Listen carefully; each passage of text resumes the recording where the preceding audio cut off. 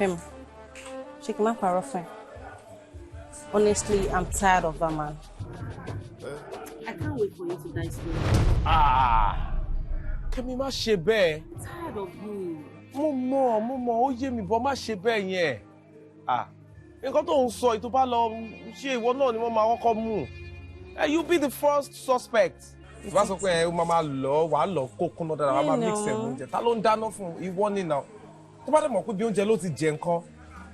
Ìwọ náà máa kọ́ sọ pé wọ́n fẹ́ investigate or something. So tó bá bẹ̀rẹ̀ investigation yẹn lélẹ́yìí kí ni máa padà bounce back lé lórí?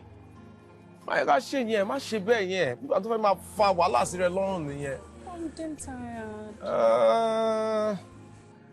Èmi dẹ̀ láì dé ọkàn. Ìṣòro? Kí ni yẹn? Idea yẹn máa make sense, ó máa work.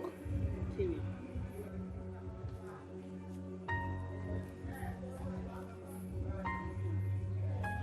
Tá bá kidnap ẹ̀ ńkọ́? Yes, a máa kidnap ẹ̀. A máa ní kó san ransom. Irú ransom tá bá gbà lọ́wọ́ ẹ̀ yẹn, owó yẹn á wúlò fún mi, á wúlò fún wọn náà. Kidnapping? Fẹ́mi. Ó lè ṣọ́ọ̀pù máa work. I go lie for you.